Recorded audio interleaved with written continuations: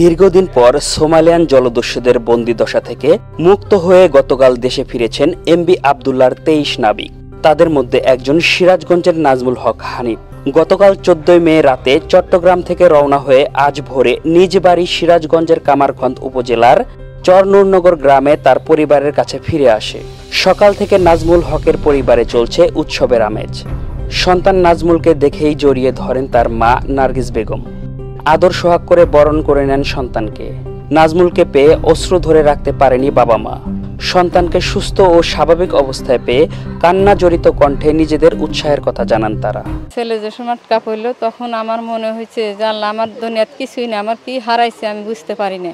আমার মনে হয়েছে যে দুটো পাখা যদি আল্লাহ বানিয়ে দিলেন উড়িয়া যে আমি সলের সামনে পড়লে মানে আল্লাহ পাকের ইচ্ছা, আল্লাহ পাক সুস্থ রাখছে।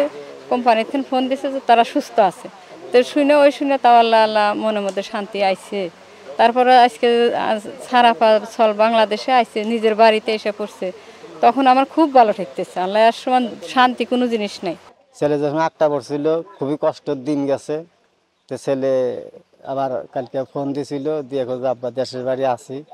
তে বললাম দেহে শুনে একটু ভালো লাগলো।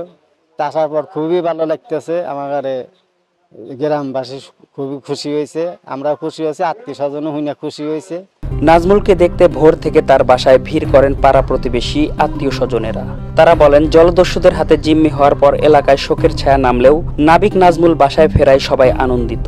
রমজান মাসের ১ম তারিখেই আমার ভাতিজা নাজমুল হক ওরফে হানিফ যখন আটক হয়েছে, হওয়ার সাথে সাথেই আমরা খবরটা জানতে পারছি যে একটা ছেলে আটক এবং সোমালিয়া জলদস্যুদের হাতে যেহেতু তারা আক্রান্ত হয়েছে।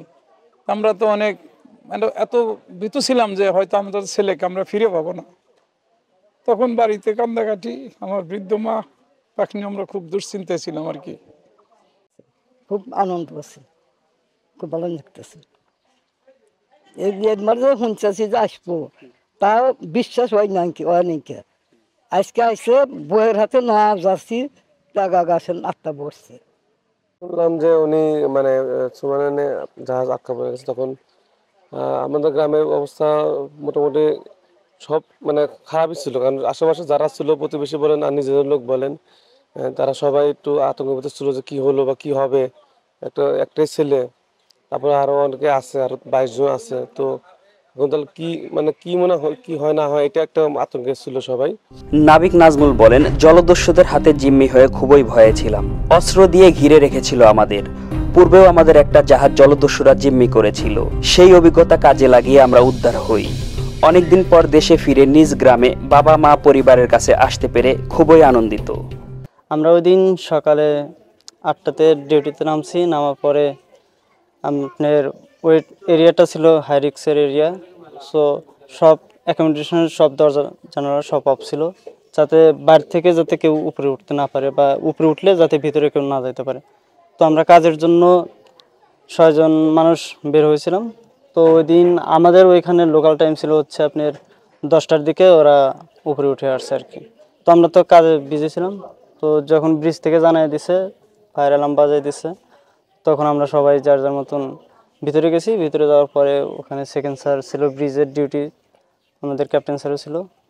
তারপরে আমাদেরকে জানানোর পর আমরা যার যার ক্যাবিনেট দেখে গেছি। পরে স্যার আমাদেরকে ডাকছে, আমরা সবাই ব্রিজে গেছি, যে দেখি যে ওরা ব্রিজে আসছে। তো আমাদের সবার দিকেই বড় বড় অস্ত্র তাক করে রাখছিল। ফার্স্টে তো এরকম ছিল, আমরা তো ফার্স্টে দেখে ভয় পেয়ে গেছিলাম। এরপরে ওরা আমাদেরকে ব্রিজে একটা রাখছে। এর আগেও আমাদের কোম্পানির একটা জাহাজ মানে ওরা একটা ছিল, মানে সেই পূর্বের অভিজ্ঞতার কাজে লাগে এটা অনেক দ্রুত ছাড়াইতে পারছে আর কি।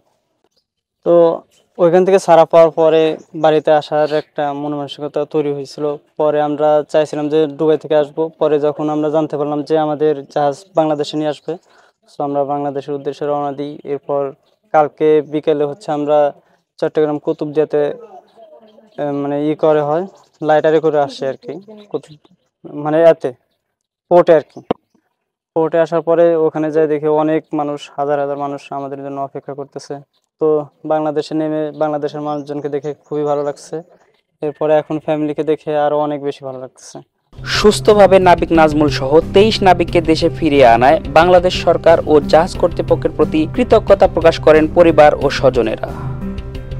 হুমায়ুন কবির সোহেল, আনন্দ টিভি, সিরাজগঞ্জ।